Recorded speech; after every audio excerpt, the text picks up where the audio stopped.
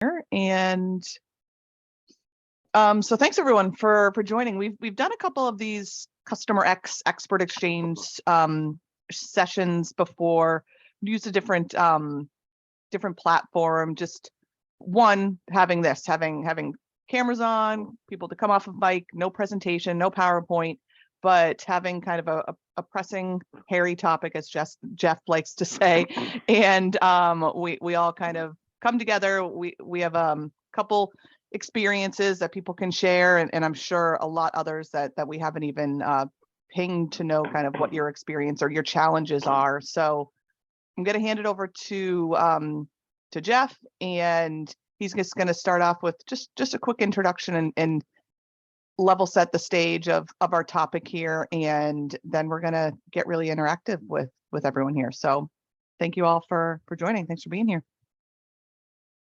All right, thank you, Dana, and thank you everybody for joining. Yeah, so just the reason why we wanted to do this session today is because Dana and I and a few other people, we've been having conversations with lots of customer marketing managers lately who are in several types of situations, and I'd be curious if this applies to anybody here. One is, you could be doing more and having more influence with your program if you just could get more investment and more resource. So you're kind of on the offense. Two is you're getting the squeeze from your company, and they're starting to question, why should we keep investing in this? Because your company is looking for every single place to cut possible, and you're trying to make sure that this is not one of those areas that they choose. And so do either of those resonate with people here?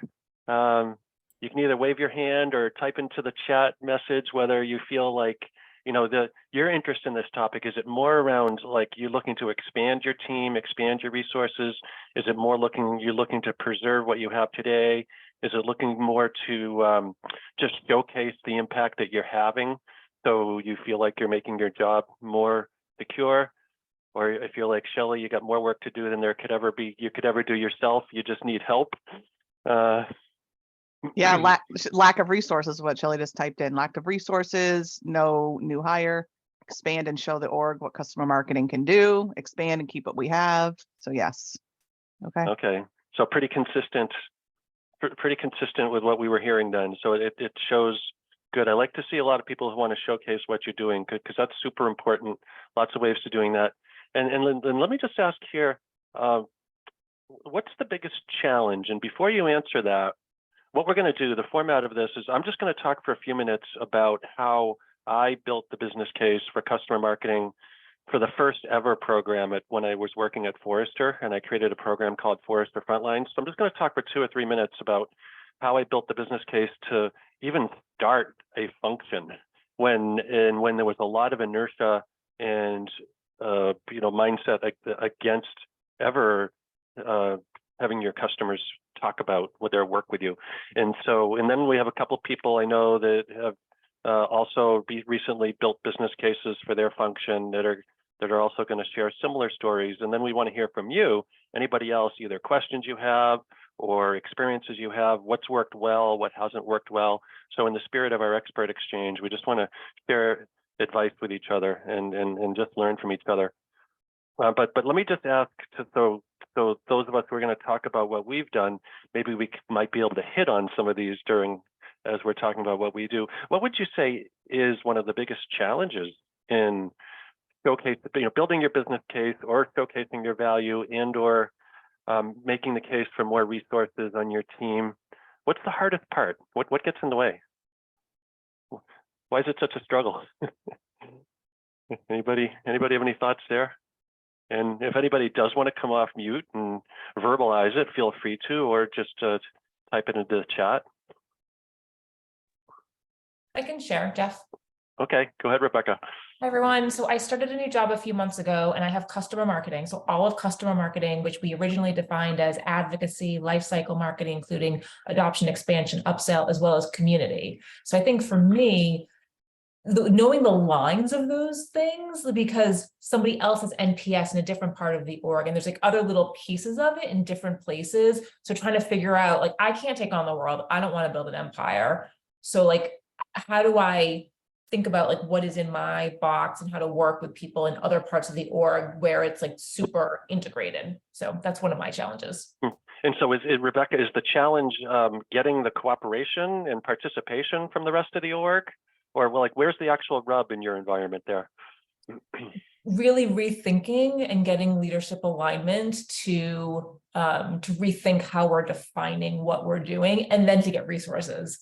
I have one person on my team, but like we can't do I can't run a community and an advocacy program and all of life cycle and upsell and have a life. Yeah. So yeah, so it's like figuring out like what do we prioritize first? What can go into other orgs? And and also for me, it's so open, like they're willing to move people around, maybe not hire, but like, can we move people around? And so it's almost like so big because there's so many things we want to do, how to make it clear for leadership what we want to do and how the impact we can have. Right. Right. So I think we probably all have more ideas than we could ever execute, right? And so I hear that quite a bit as well.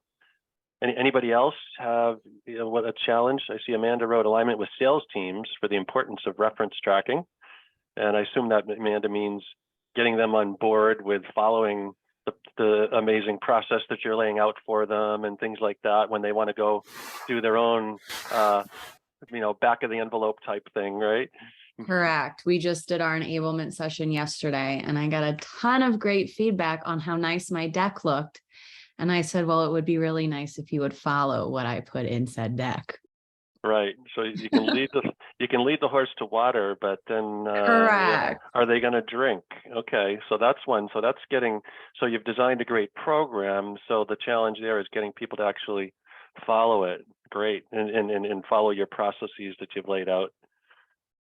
Excellent. I really support what Rebecca said a minute ago. And Rebecca, it sounds like you and I are like going through the same thing right now. I'm just a person of one. And we have customer marketing at Ignite. And it's just like you said, like different people are doing different functions. And advocacy is like under customer marketing at the moment, although I report to product marketing currently.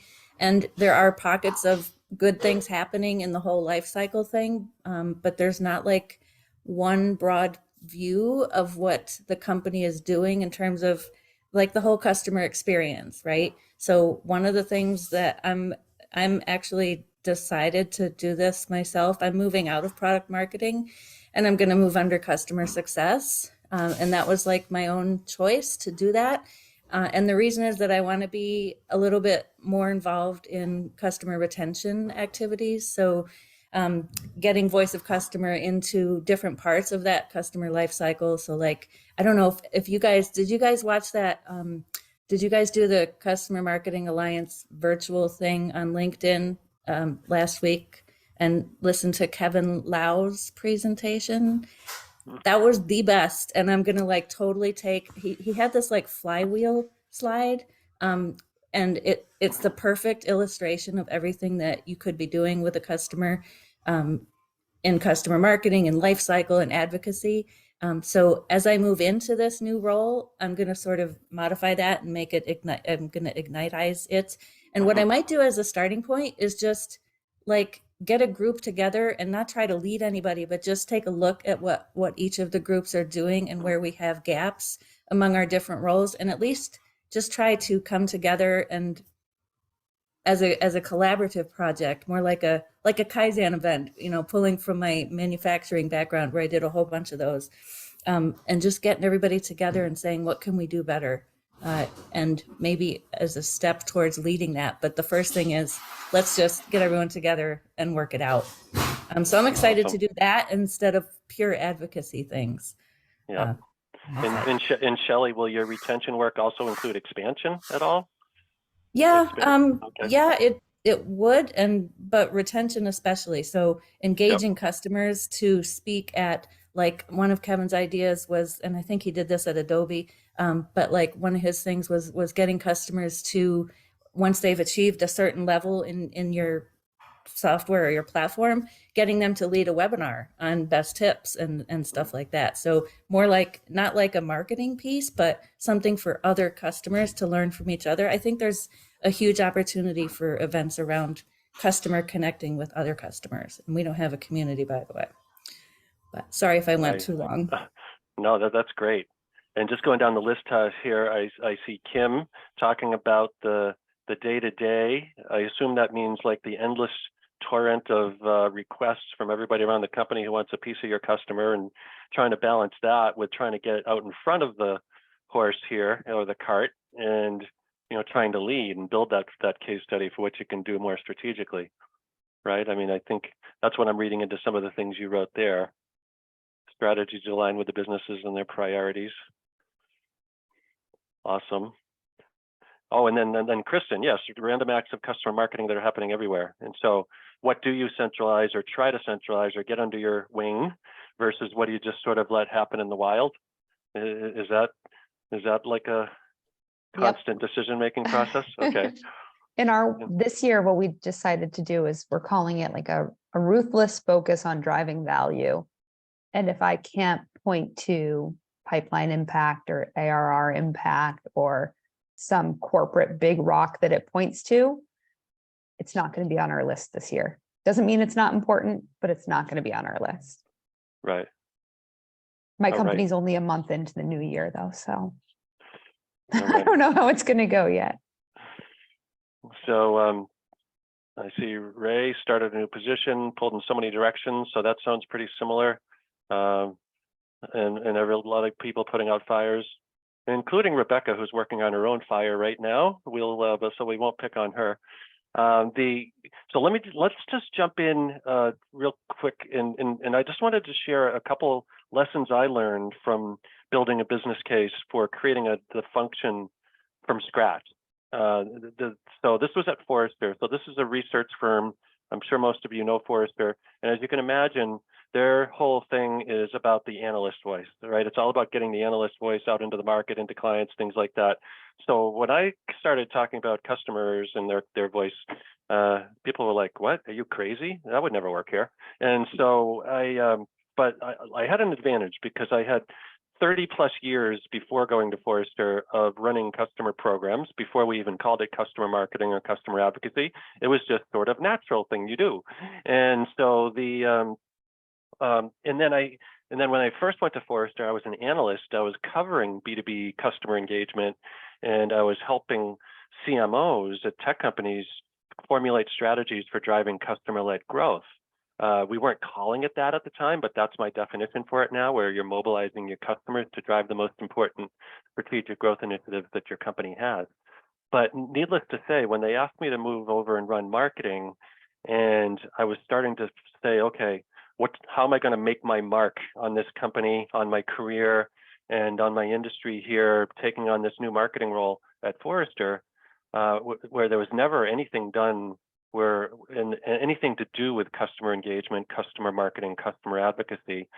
So what I decided to do was to say, yet I knew that was going to be transformational one way or the other, but I also knew I needed to align it with the company's most important strategic goals. And so the first thing I did is I had a meeting with the CEO and the president, and really sat down with them and asked them, what are, from your perspectives and from your conversations with the board, what are the most important things that you're looking for the company to do in the market in the next year, 12 to 18 months? Like what's the biggest worry, or what's biggest concern, or what's biggest priorities you have? And you know what? They rattle them right off the top of their head, because these are their top things. Like number one, and I know, forgive me, some of you have heard me tell this story before when I introduced myself, but number one was to better compete with Gartner and try to gain some market share against Gartner, because Gartner was growing way faster. It was already 5 times as big. And so I said, okay, how do we better compete with Gartner? There's a strategy. I bet you customers could play a role there. And then the second one, and I'll only talk about 2, even though there were 3, but the second one was, how do we increase our share of wallet within these large enterprise accounts that might only be spending a tiny fraction of the potential that these accounts could be spending with us? And so they knew that we were leaving a lot of money on the table at these big companies. And so I found out what those were. And so I told them in that meeting, I said, look, I'm going to formulate some programs here. They're going to actually involve customers because customers are going to help us do this. So you have to cut me some slack here because there's a lot of resistance in this company to doing anything with customers. But I'm going to come back to you with a program designed that's going to help you guys achieve these things that you're on the hook for with the board. And so instead of just designing a customer program where say, we're going to do 20 case studies, we're going to get peer reviews, we're going to run a reference program with that, we could have done the whole laundry list of things, but instead I started with those two initiatives and said, how can I structure everything around those two initiatives? So when it came to the first one about increasing our market share relative to Gartner, I did some research and learned that there was no way we were going to replace Gartner. And and all of our clients are already doing business with Gartner. And the objection when our new business guys were trying to sell Forrester was always something like, hey, I'm already spending X millions of dollars a year with Gartner. Why do I need Forrester? And so what I realized is we don't need a replacement strategy. We need a coexist strategy. And so I said, okay, what's the best way to run a coexist campaign with Gartner? The best way to do that is to get our customers who work with both Gartner and Forrester, have them start to talk about the types of initiatives that they're doing better with Forrester's help. And have them talk about why they go to Forrester for that and not Gartner. Because what we had to do is plant in the seeds of our buyers the fact that there's a lot of things that Forrester does that's different than Gartner. We compete in some different areas, but the sales reps were never able to communicate that differentiation. So that was a game changer. Simple tactic was just capturing the voice of like little video snippets of a bunch of customers that were doing, talking about the initiatives they did better, putting them on a landing page, giving them to the sales reps and saying, hey, sales reps, whenever you get this objection, don't try to knock it down yourself. Say, here, I'm going to let my customers answer that for you. And it was so transformational to our ability to compete with Gartner and earn business vis-a-vis Gartner that I had one rep say, Jeff, this is the best thing I've ever gotten from you, from marketing here or anywhere else I've ever worked, because it does the selling for me. And then just on the other initiative, so that was one initiative I was supporting with the program. I created this program called Forrester Frontlines. And I had to build the business case for this, right? So I went to them, I said, look, here's the program. It's going to be getting customers to talk about this. We're going to invite a whole bunch of customers into this program. It's going to be a two-way exchange of value. They're going to get a lot of reputational benefit from being in the program. They're going to be able to leverage the Forrester brand, demonstrate their own thought leadership. But at the end of the day, they're going to be talking about these types of things, and we're going to be using this voice to really grow our company. And so basically, after doing that, the president and the CEO felt it was so compelling that I was able to take a resource away from another area and appoint her, to run this program. And which I like, oh my God, I didn't expect that. I thought this was something I was going to do myself. I have to do myself. But the lesson learned there was just, it was speaking their language. It was their initiatives. It was talking about how it's going to move their needle and how it's going to make them look good in the eyes of the board. And again, I know not all of you talk to your CEOs or boards. It's all varies based on the size of the company, but it could be your CMO or your chief revenue officer or whoever that you meet with and find out what these initiatives are. So and then the important thing that I did in order to keep the investment going or the willingness to keep investing in this is because any executive will take a flyer on what sounds like a great idea, even if you don't have proof. They'll give you a certain amount of runway to prove it, but if you don't prove it, they're going to lose confidence pretty fast. And so I knew I had about 6 months to really prove this, and luckily it did, because it was immediate benefit. And the way I proved it was not necessarily with hard numbers, but it was with the comments from the sales reps who now said, yeah, I've been trying to land this new account for 3 years now, never been able to get any headway because they just love Gartner. And by introducing them these customer stories of customers who are using both, I was finally able to dislodge them and get them into a subscription with Forrester. So we had a lot of stories like that about how powerful the customers were, even though we weren't integrated into Salesforce and tracking this on opportunities and all those things like the holy grail. And so that was just super powerful. Yes, absolutely. So anyway, let me just pause there, before I open it up to anybody else, see if there's anybody has any questions on how I went about framing it. I didn't want to go bore you with too many of the details, but it's so familiar with you. I don't know which or if any of these parts are interesting or not, but if anybody has a question on what I did there, or wants me to explain a little more detail before we move on to another story. Jeff, I think that's an excellent and an amazing use case basically for advocacy, and just how to look at what your situation is, deal with where with how you're going to, help bring customers to bear in competitive situations. I love it. Yeah. Well, thank you. And just because I think that the other one is even probably more relevant to everybody here, let me just give you the 20-second, version of the I was going to say, hold on, Jeff. Jeff. The other initiative for 20 seconds is because that one, competitive, great. That was for new customer acquisition and overcoming the biggest objection and barrier to growth that we had as a company. On the expansion side was retention and expansion. Our customers, too many of our customers at renewal time would say, oh, we have 1,000 seats, but only 400 people logged in. So we're only going to renew 500 seats this year. So our wallet share was decreasing where we wanted it to be increasing. And so we knew in order to get people to, and this might apply to what you're doing, Shelley, around retention, right? So in order to get increase our wallet share at renewal time, we had done some research to figure out what are the 3 biggest drivers of retention, and or what are the 3 big behaviors that our users exhibit, or services that they take advantage of that leads to increased renewals.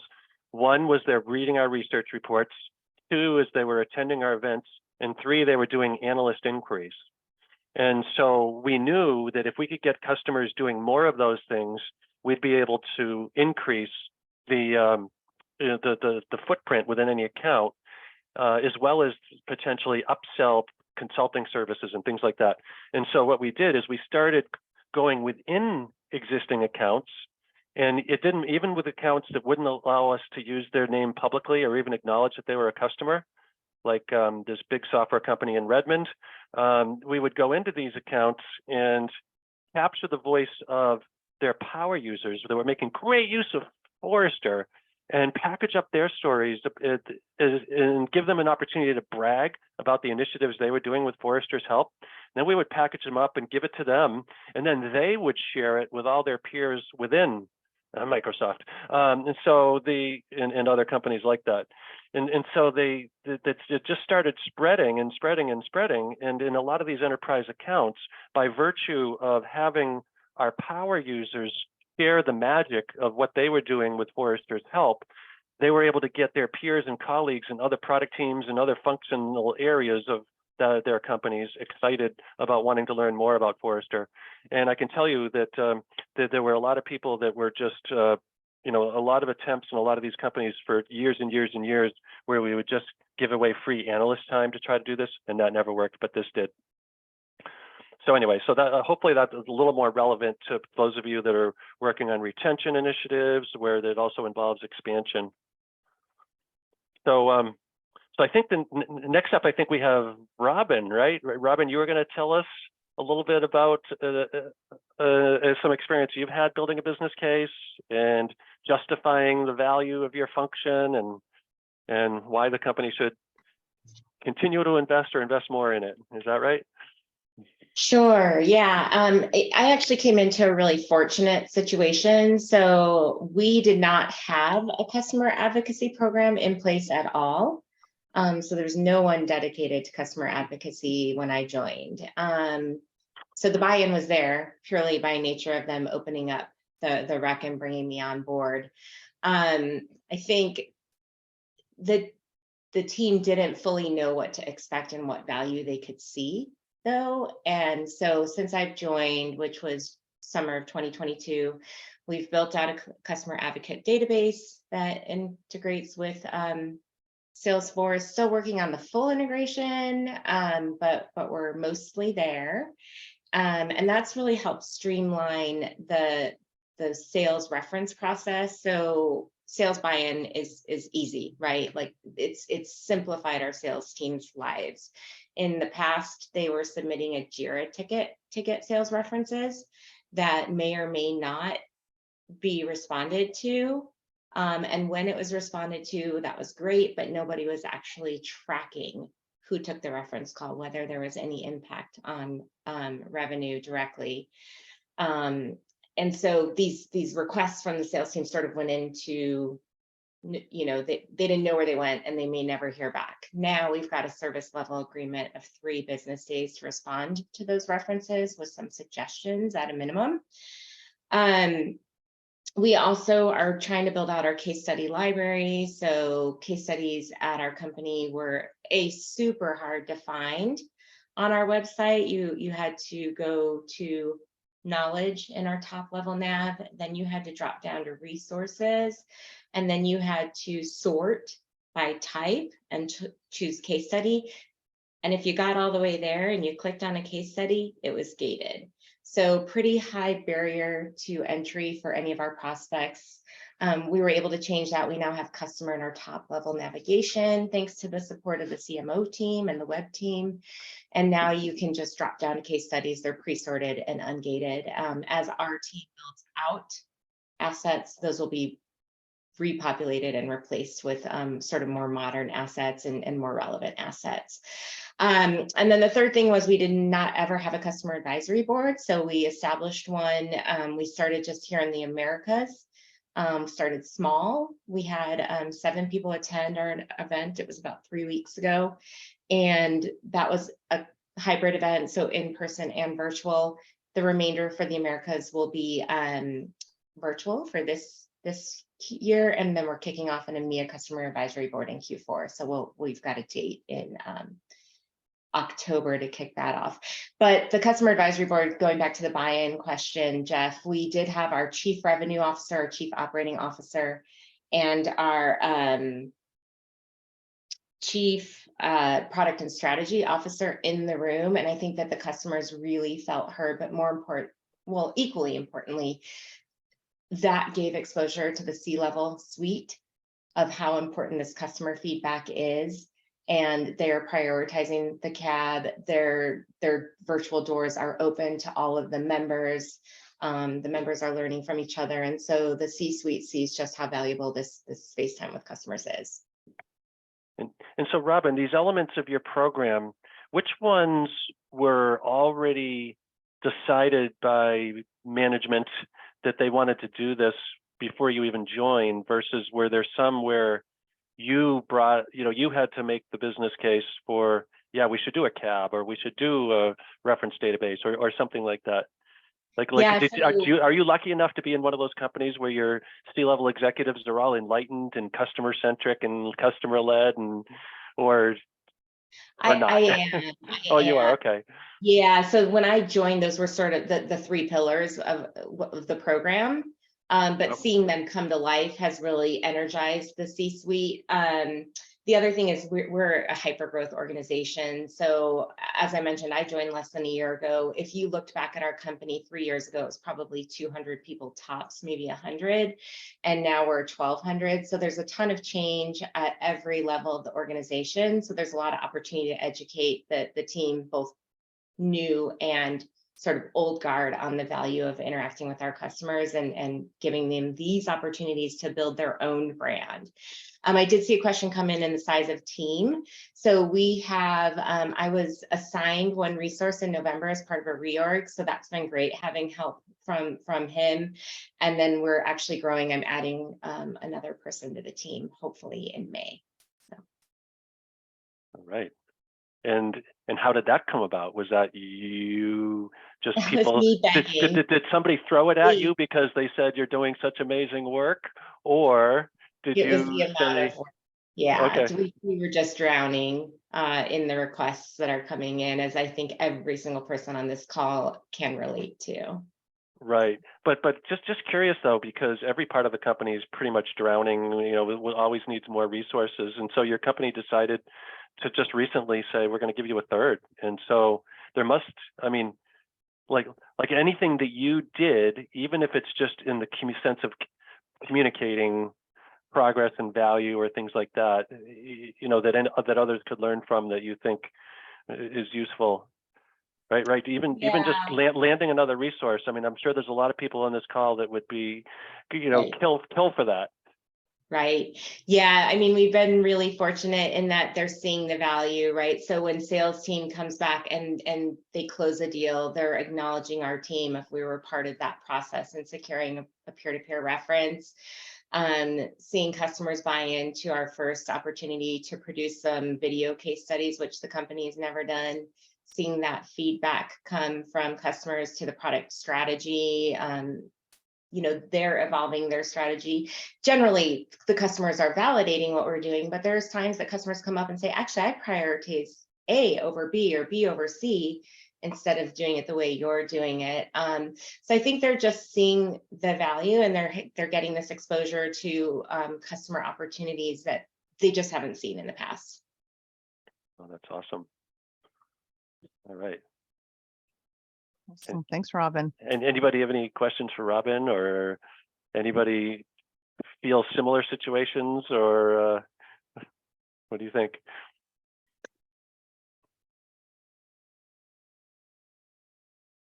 No? Happy All to right. share. Wouldn't mind jumping on what Robin said. Also new to a job within the last year. You know, it was important, team of two. I was able to get one other great person to help me a lot. What we did first and foremost was, again, look at the corporate goals. So what do we do that, you know, provides value? Otherwise, we kicked it to the curb. If it couldn't fall into one of the top 3 initiatives, they were gone. So we did build advocacy, but we have to do it in our case through the account managers. So they're kind of a welcome help at times, but sometimes a barrier to success as well, because they have their own ways of dealing with their customers. So getting past that, who owns the customer, and the fact that we provide tools, routes, and mechanisms to improving those relationships has been a challenge. But now that I'm sitting on this call and thinking, wow, I'm in my 8th month and we're launching a new community next month. We've added a reference tab into salesforce.com. We do customer-driven webinar series. We have newsletters that are coming out. We have thanks and global giving to provide to customers, you know, to be relevant and delight customers along the way. So although it's overwhelming more days than not, having those specific initiatives, and again, saying, okay, this doesn't promote ARR and land and expand for these key customers, so we're not going to do it. Or this is going to help our AEs with a new logo, so we can get that peer-to-peer networking opportunity going. And, you know, I'll be in Boston in 2 weeks doing something there. So we're really sticking to that blueprint and that roadmap as we move forward. Oh, that's awesome. And Kathy, could you give an example of one of those top 3 initiatives that you used to ground your work, to make sure that you were helping drive that, and how you connected your program? Like, because you talked about a lot of the activities, you talked about the 3 initiatives, but how are they connecting? I would say the community would be the biggest example. We have a problem reaching our customers. We have a problem educating our customers. We've kind of evolved as a company to have a new message and foundation. We've changed our target markets. So we now are saying everything happens within the community.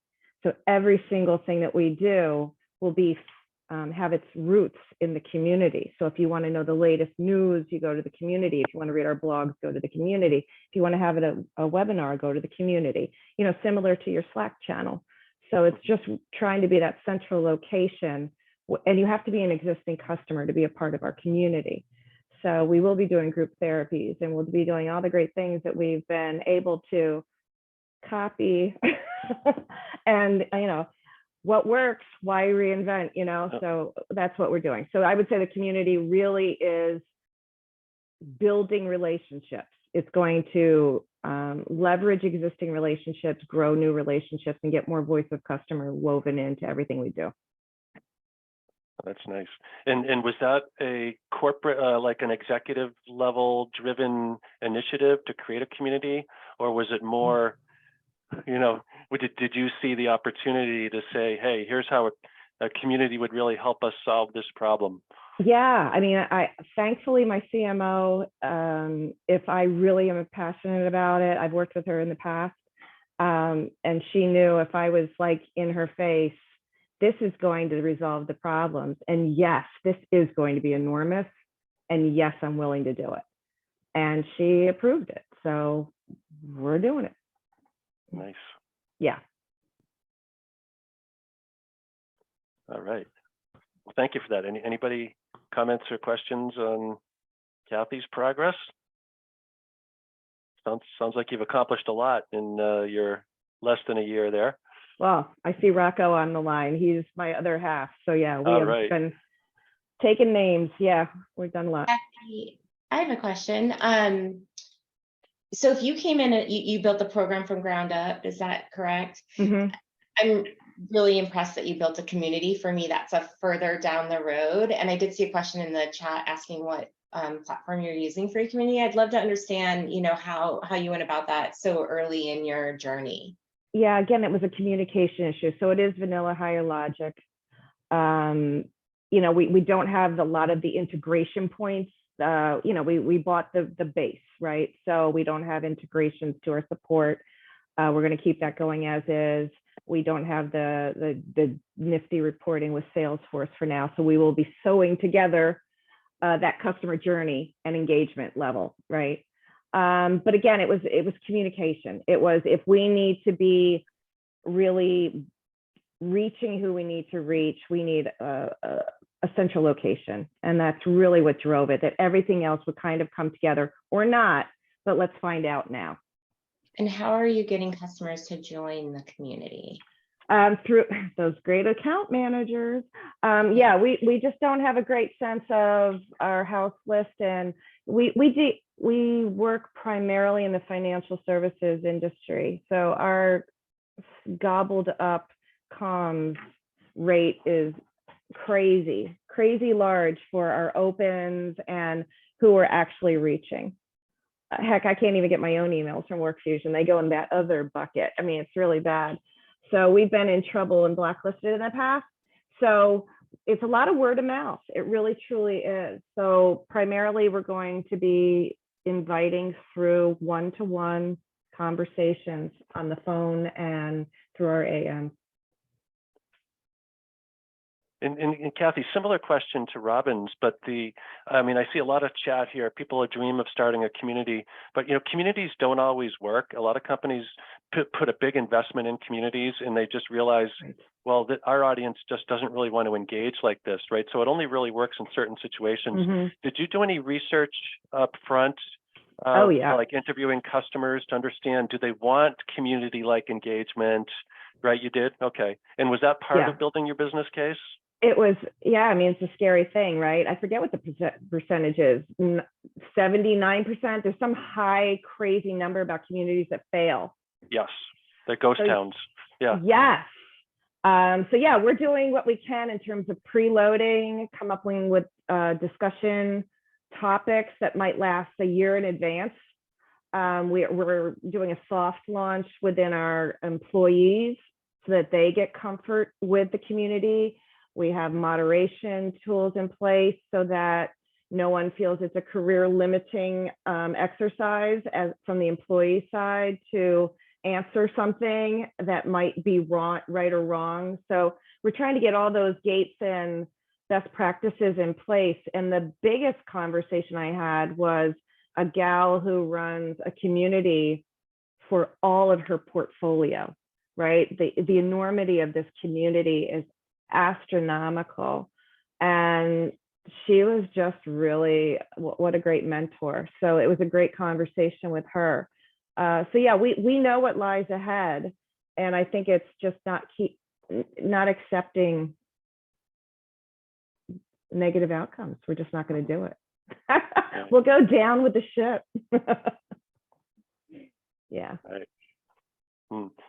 Interesting, because I wonder, the people that have commented that you really want to start a community, because I know that was one of my first inclinations at Forrester, was to create a community. But when I did the research for our customers, they didn't really want a community. They wanted to be like, they didn't want like a discussion forum type community. What they really wanted to do was have opportunities for them to showcase their own thought leadership and knowledge and experience and advice. So again, we decided against doing kind of that destination site community, but more designing programs that allowed them to share their voice with their peers, see what their peers are saying, but do it in a more organic, like pushing that community engagement out to people. So just kind of a different metaphor. Right. So, and I think too, we kind of, I always use this when I'm talking to like nieces or nephews, funsies. We are in a funsies community. We're really trying to be very upper crust, serious. Yep. It's financial crimes. It's anti-money laundering. I mean, we're dealing with very serious topics of which these folks need a safe place. And we had to do our best to ensure that everything that happens in the community stays in the community, that they have a place to speak to each other virtually. Right. Yeah. Yep. So you found a vacuum in the market. Communities always thrive when there's a vacuum in the market, and you provide that place for people to gather where they didn't have it before. So yeah, awesome. Thanks. All right. And I think Amanda was going to share a few things. Amanda, do you want to jump in and tell us a little bit about how you built business cases for your function? And internal collaboration too is the other key word there. Yes. So I have been in my current role at ThoughtSpot for about 6 months now, and I have a marketing automation, customer marketing, case story, reference, community background. Prior to ThoughtSpot, I was at 6 Sense, where I also launched a community, Kathy, on Vanilla Forum. Super easy to use platform if you're looking to start a community. Not the most widely known, but they are very easy to use, and it's a very good experience for your customer. But here at ThoughtSpot, I came in and my manager immediately went out on maternity leave 28 days in.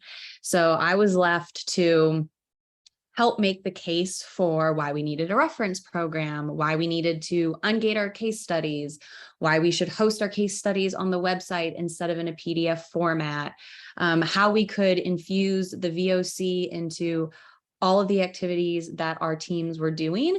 And then we also went through a GTM reorg in the last handful of months, and we got rid of our CSM function. So our AEs now own the entire customer lifecycle. And in that switch, you come up obviously with all of the concerns on if an AE leaves and they're owning that relationship. What happens if an SDR gets involved? How many touch points do they really have? So as we are launching our reference program, it actually just went live yesterday. I mentioned I did all of our sales training. I really tried to network with our sales leads and say, okay, this is why we're bringing this platform on board. We're not only going to get the holistic view of what our advocates are doing, but we're going to be able to tie back those like activities influenced to customer deals, to either deals won or deals closed. We're going to be able to see what content our prospects are interacting with. The CMS that we were using did not have the functionality that the sales team needed. So we did a double rollout of our reference platform and then a new LMS and CMS at the same time. But I think the biggest hurdle on buy-in was our CS ops team. So our Salesforce team. I'm sure many of you know, if you have a Salesforce team, they're working like 6 months out on projects. You're trying to get slotted into sprint timelines. And before you're doing any of this, you're thinking of the data cleanup that you need to do, or the data fields that you're not capturing that you need to be capturing to either match references or figure out where people live. We ran into that problem with our user group because we don't capture logins for everyone for our platform. So we're missing kind of that one-to-one customer experience for people who are not on the paid version of our platform.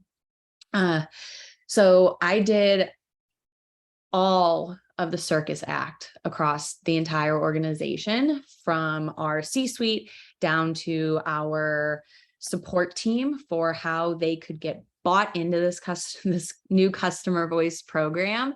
And simultaneously, we rolled out our brand new champions program. So we just notified our first cohort that they are the first 50 ThoughtSpot champions.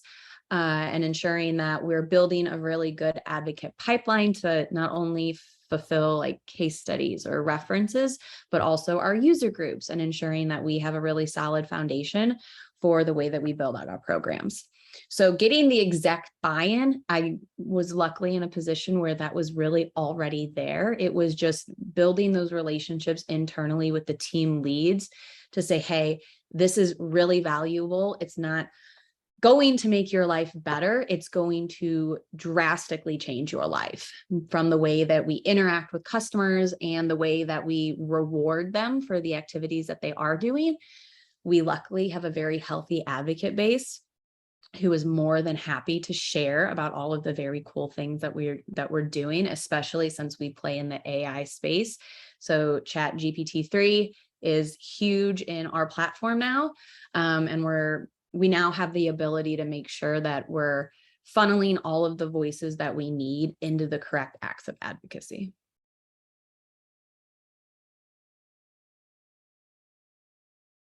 Awesome. Lots of spinning plates. Yeah, yeah.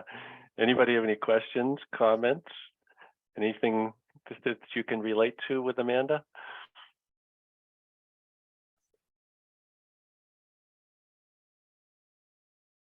No. Shelley, it is very risky. I saw your comment. It took me a little bit to come around to it. When that news came down, we do have a CCOE team in place, our Center of Excellence. So they're divided. I want to say the United States is divided into 4 sections, but they still have like an immense amount of accounts each. So it'll be very interesting to see how it plays out.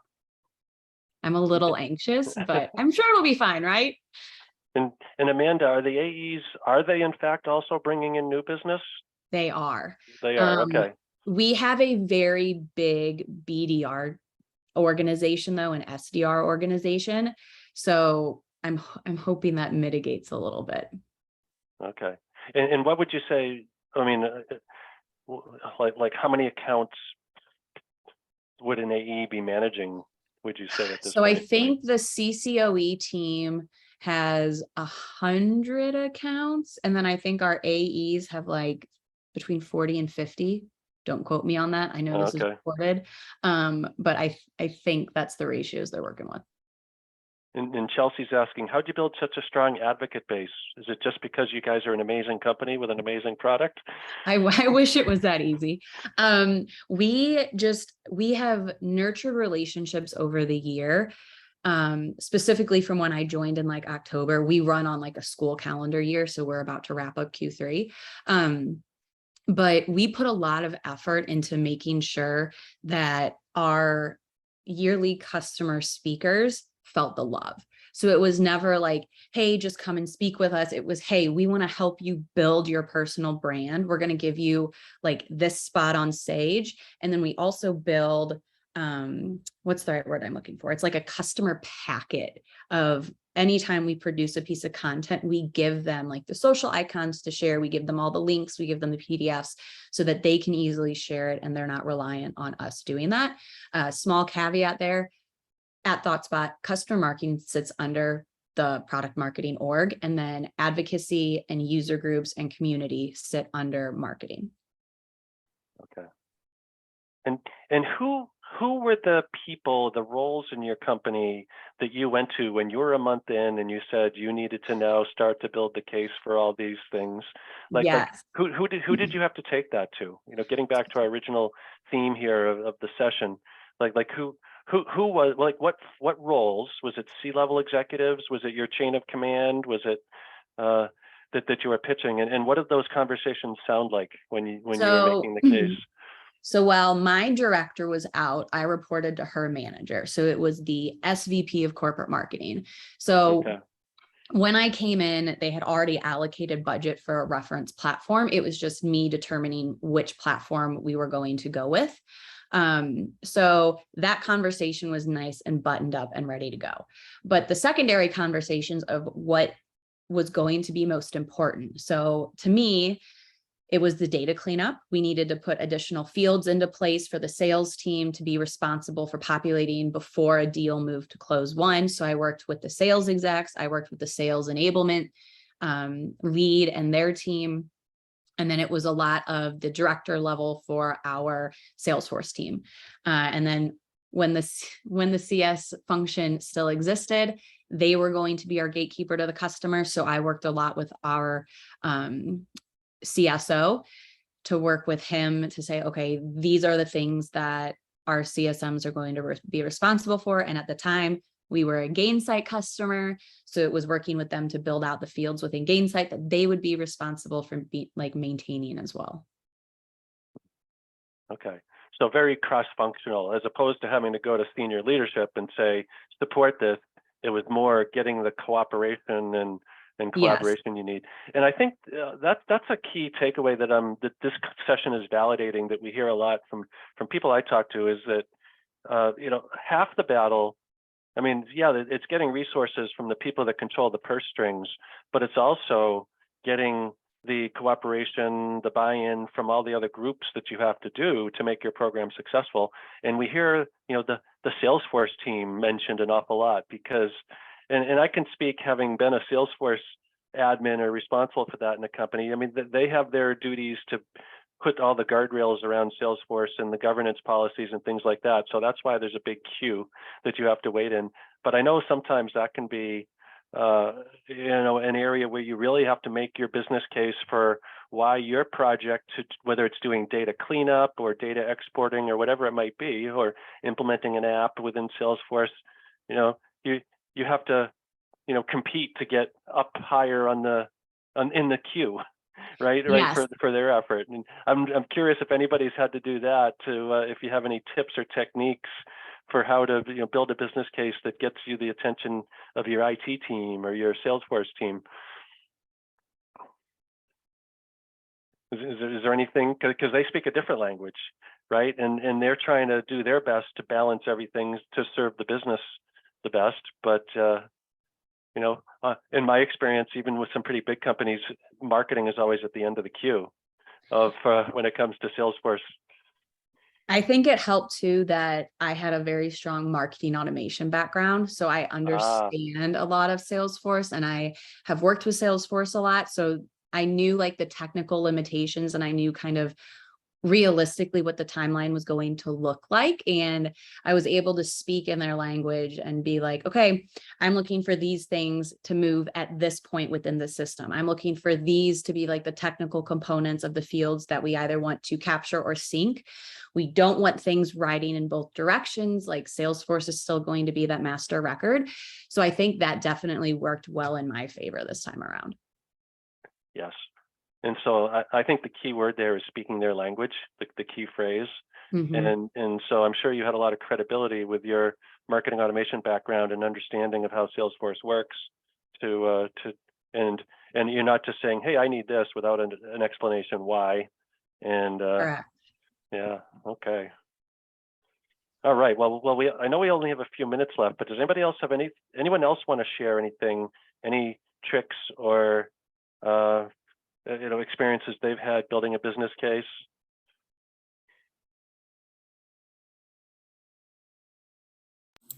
Yeah, I would love to know if anyone, for those of you that were successful getting like an additional helper, like how did you make the case for that? What I have right now is kind of a Excel file that has all the things that I do and the percent of time I spend on a given week on those things, and then the next column is how I plan to reduce that and implement some of these new programs around retention and customer engagement, and then like the percent that I would drop off and the percent that the new headcount would take on. But anyway, just curious if anyone's got any tips for an approach to, proving that you need a headcount and what they would do versus you. Well, Shelley, are you trying to figure out or project the impact that these programs you're doing could have on retention rates, since you're really going to be attaching yourself to retention? Like, yeah, so if we do this program, I'm still not there. Like, I'm still in product marketing and I don't really know about retention rates that much yet. So I need to, my first 30 days or whatever is going to be a lot of like learning and getting up to speed and seeing where I can have impact. But I can't do a lot of that if I'm still doing everything that I'm supposed to be doing under product marketing, which is like hunting for customers all the time. It's like 40% of my time is looking for customers and pipeline and tracking and reminders, and it's very administrative. So I would like to know if anyone's got any tips on how you built the case for an additional headcount.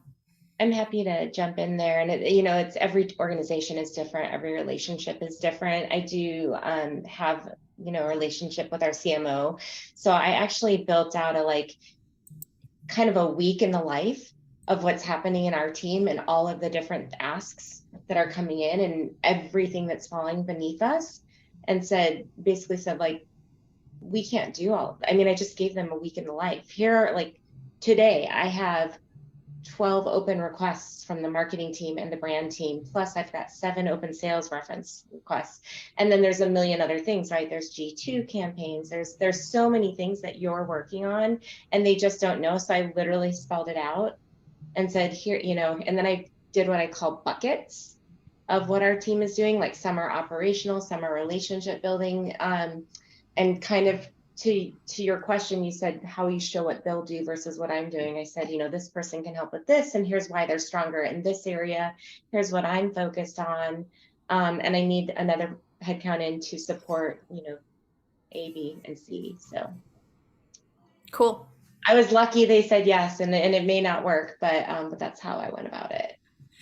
Yeah, and Shelley, I would imagine if you said, once you do understand, wrap your head around the whole retention drivers and things like that, and can start to forecast the impact that the activities and programs you have planned to drive retention, you could say, at one person, we can do this much, which is going to have this much of a lift on retention. But with 2 people, we can add this set of activities, which will have this incremental lift.